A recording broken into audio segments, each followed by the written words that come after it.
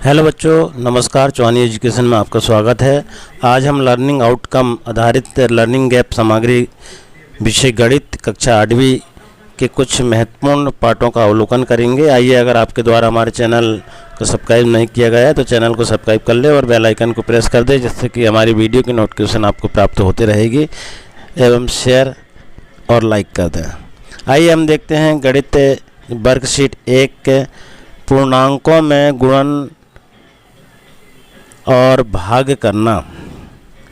देखेंगे बच्चों, देखें यहाँ पर और समझें क्या है पूर्णांक। यहाँ पर देखिए आप, पूर्णांक में एक 0 से शुरू होता है और यहाँ धनात्मक और यहाँ ऋणात्मक। तो दाईं ओर धनात्मक और बाईं ओर ऋणात्मक। यहाँ हम धनात्मक में देखेंगे बढ़ती संख्या, धन मतलब जोड़ना, तो बढ़ती हुई संख्या, ज़्यादा, वृद्धि और जमा करना, लाभ, ये धनात्मक में आ जाएंगे, क्योंकि यहाँ से प्लस होते जाता है और यहाँ ऋणात्मक में माइनस होता है। तो ऋणात्मक में देखिए बाईं ओर, तो यहाँ पर जो है घटती संख्या रहती है, कमी, क्षय, निकलना, हानि, इस प्रकार की। ये तो आपने ये धनात्मक और ऋणात्मक के विषय में जान लिया है। अब हम देखेंगे पूर्णांकों का गुणनफल। अब पूर्ण अंकों का गुणनफल देखेंगे हम किस प्रकार से है। तो यहाँ पर आप देखिए बच्चों, प्लस गुणित प्लस लिखा है, बराबर प्लस हो जाएगा। तो मतलब जोड़ने की ये विधि है। जब हम जोड़ेंगे तो ये यहाँ पर निशान धन का रहेगा, तो यहाँ धन का ही निशान जोड़ में आ जाएगा। यहाँ आप देखेंगे माइनस गुणित माइनस, तो माइनस और माइनस क्या होता है, प्लस होता है, तो यहाँ पर जुड़ जाएगा। यहाँ देखिए आप, प्लस गुणित माइनस, तो प्लस और गुणित प्लस गुणित माइनस कितना होता है, माइनस ही होता है, तो यहाँ पर माइनस में आएगा उत्तर। यहाँ देखिए आप, माइनस गुणित प्लस, तो यहाँ पर भी माइनस में आएगा। अब इस प्रकार देखेंगे पूर्णांकों का भाग, प्लस से भागित प्लस, तो यहाँ पर भी प्लस में ही उत्तर आएगा। यहाँ देखिए आप, प्लस से भागित माइनस भागित माइनस, तो यहाँ माइनस और माइनस प्लस हो जाते हैं, तो यहाँ प्लस में आएगा। यहाँ देखेंगे हम, प्लस भागित माइनस, तो यहाँ माइनस में आंसर आ जाएगा। यहाँ देखिए आप, माइनस भागित प्लस, तो यहाँ भी माइनस में इसका आंसर आ जाएगा। अब हम देखेंगे उदाहरण के माध्यम से।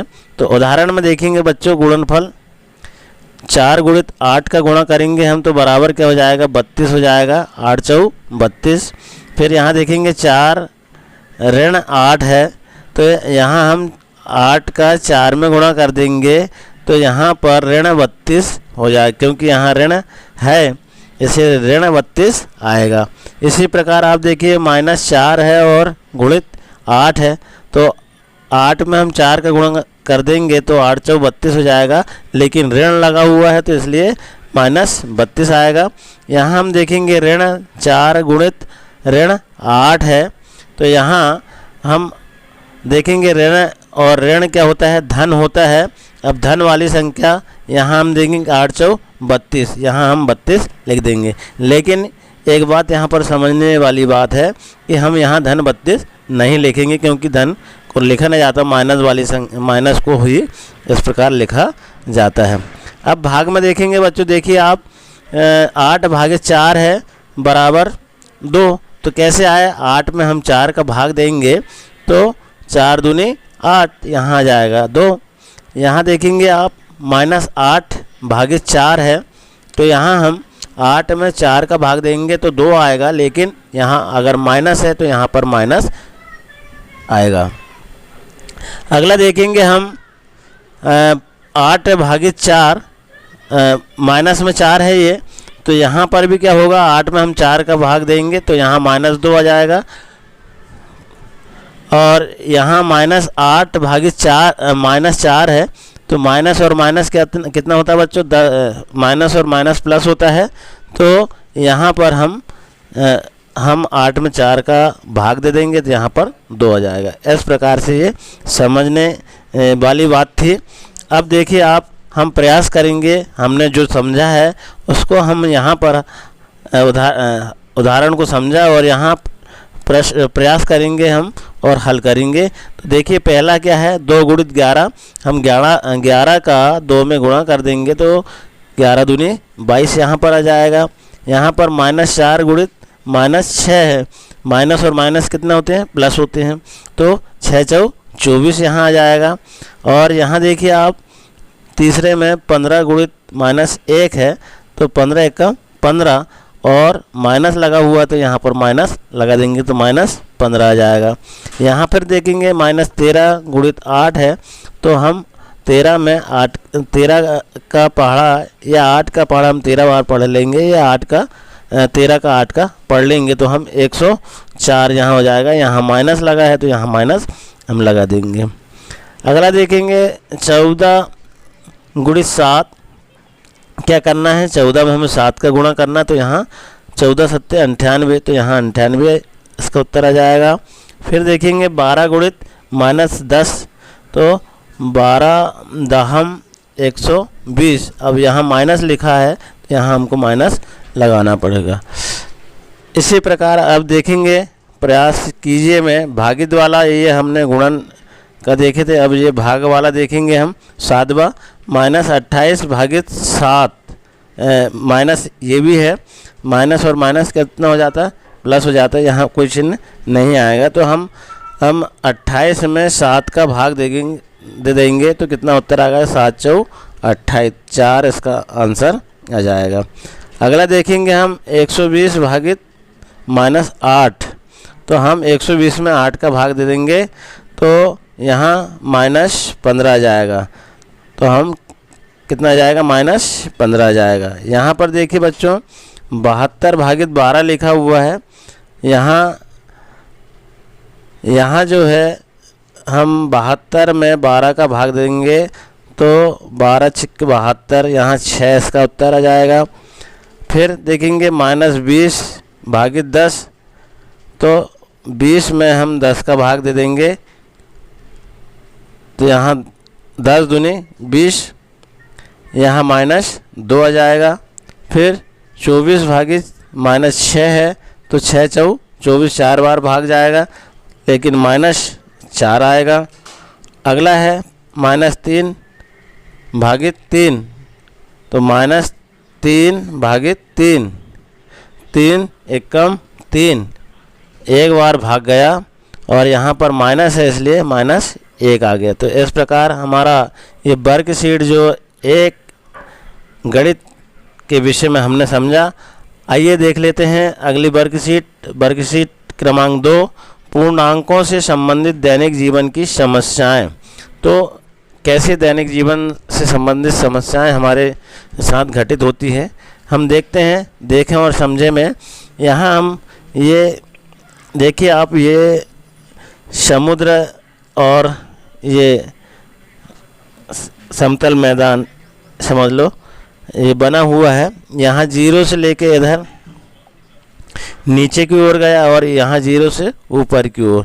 जब नीचे की ओर जाता है तो घटते क्रम में यहाँ पर आते हैं, और हम जब ऊपर की ओर बढ़ते हैं तो यहाँ बढ़ते क्रम में होते हैं। बढ़ते क्रम मतलब प्लस और घटते क्रम मतलब माइनस। तो यहाँ हम जैसे जैसे नीचे जाएंगे वैसे वैसे माइनस होते जाएंगे। तो यहाँ फिट में दिया हुआ है, समुद्र तल की गहराई दिया हुआ है, -1 -2 -3 -4 -5 -6 -7, इस प्रकार से घटते क्रम में जाएंगे। अब इधर हम देखेंगे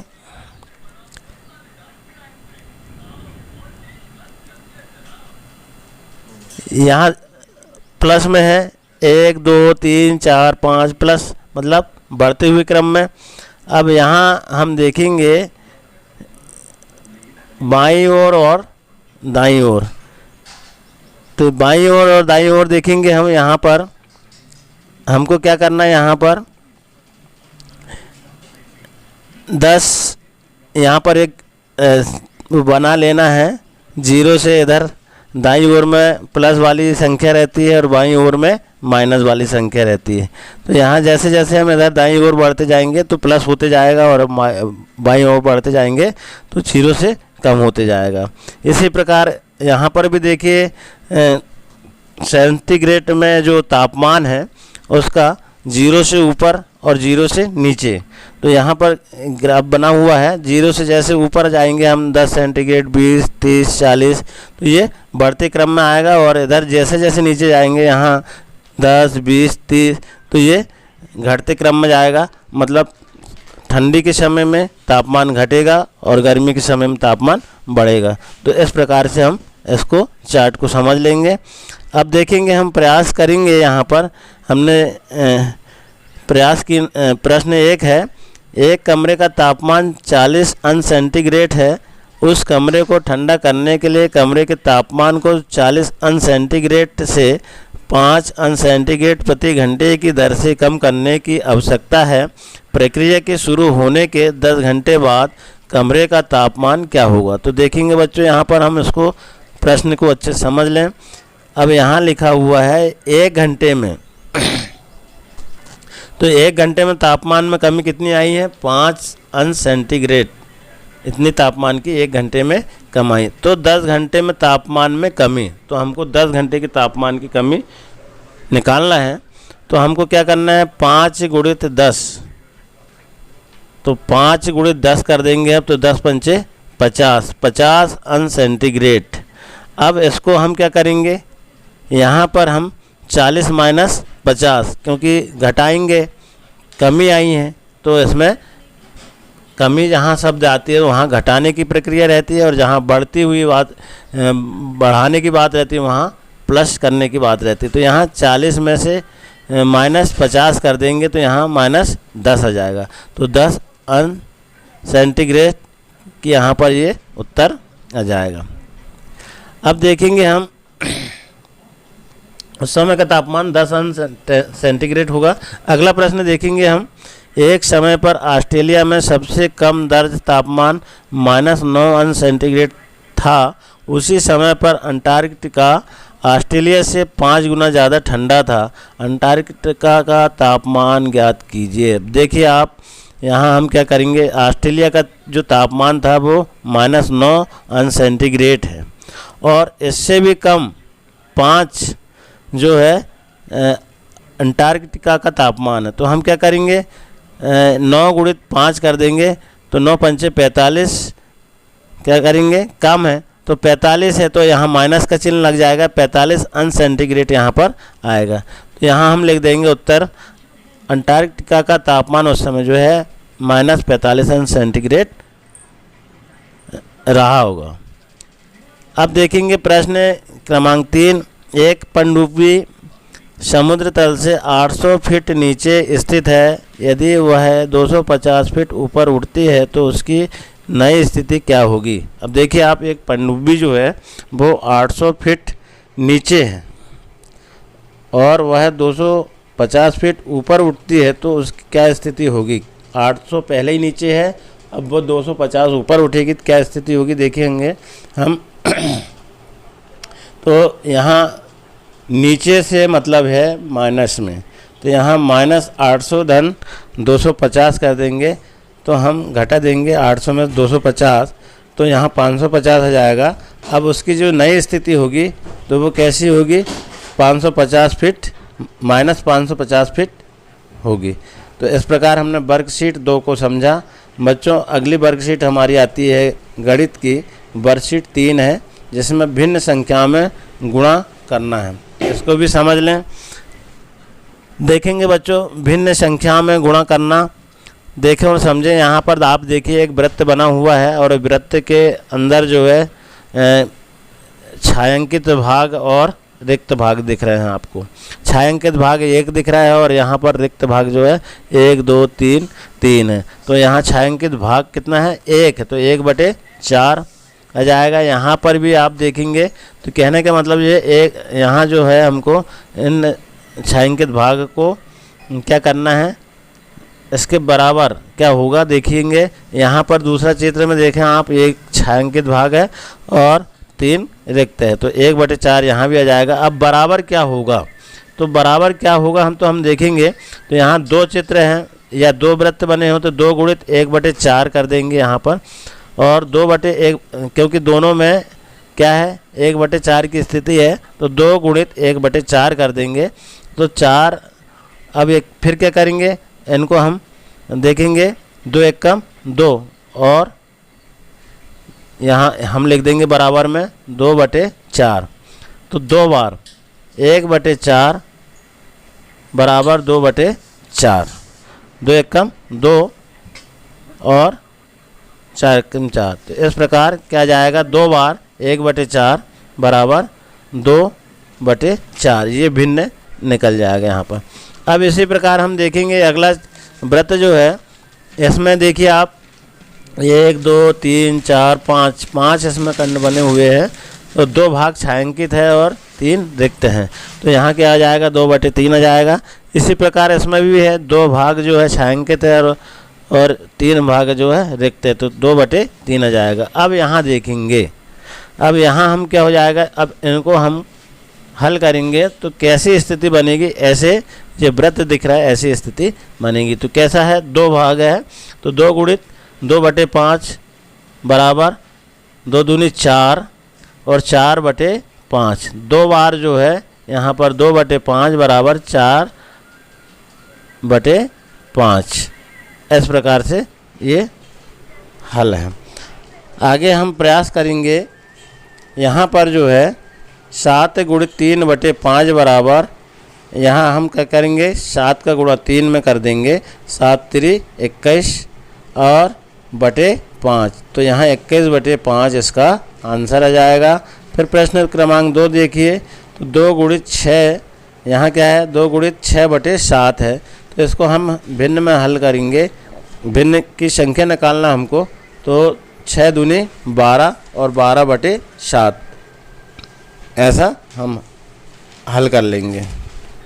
अगला है तीसरा, 11 गुणित 4/7 बराबर क्या होता है, देखिए तो 11 × 4 = 44/7। इस प्रकार से हम इसको कर लेंगे हल। फिर अगला जो है 2/3 गुणित 4, तो हम क्या करेंगे, इसमें गुणा करेंगे, 4 दूनी 8/3, यहाँ क्या हो जाएगा 8/3। अब यहाँ देखेंगे 5/2 गुणित 6, तो 6 पंचे 30, यहाँ हम गुणा करेंगे और /2 आ जाएगा, तो 30/2 इसका आंसर आ जाएगा बच्चों। देखिए अब फिर क्या है, 13 गुणित 1/3, तो क्या करेंगे हम, 13 एकम 13 और यहाँ बटे की संख्या वो यहाँ पर लिख देंगे, तो 13/3 हम इस प्रकार से इसको लिख देंगे। अब देखेंगे हम भिन्न का भिन्न से गुणा, भिन्न का भिन्न से गुणा करेंगे हम। तो यहाँ पर देखिए आप उदाहरण के रूप में दिया हुआ है 1/2 गुणित 1/7 है, तो यहाँ हम कैसे लिखेंगे, 1 गुणित 1/2 गुणित 7। अब इनको हल करेंगे हम, 1 में 1 का गुणा करेंगे तो 1 आ जाएगा और 7 में 2 का गुणा करेंगे तो 14, 1/14। इस प्रकार से इसका हल निकल जाएगा। अगली संख्या है 3/5 गुणित 7/8 बराबर, तो हम क्या करेंगे, 3 गुणित 7 कर देंगे बटे 5 गुणित 8 कर देंगे। अब इसमें गुणा कर देंगे, 7 3 21 और 5 8 40, तो 21/40। इस प्रकार से इसका हल आ जाएगा। अगला है 2/5 गुणित 4/9, तो यहाँ हम लिख देंगे बराबर में 2 गुणित 4/5 गुणित 9, तो 4 दूनी 8 और यहाँ 9 पंचे 45, 8/45 यहाँ इसका आंसर आ जाएगा। अगली संख्या है 3/2 गुणित 8/60, ये भिन्न में हम गुणा कर रहे हैं और इस गुणा करने की विधि को आप देख लीजिए ध्यान से, तो ऐसे ही आप हल कर पाएंगे। देखेंगे हम 3 बराबर क्या हो जाएगा, 3 गुणित 8/2 गुणित 7, तो 8 3 24 और 7 दूनी 14, तो 24/14 इसका हल आ जाएगा। अगली संख्या है 3/10 गुणित 1/7 बराबर क्या हो जाएगा, देखिए 3 गुणित ऊपर की संख्या को हम ऊपर लिख देंगे, तो 3 गुणित 1/10 गुणित 7 कैसा हो जाएगा इसका हल, 3 एकम 3 और 10 सत्ते 70, तो 3/70 इसका हल आ जाएगा।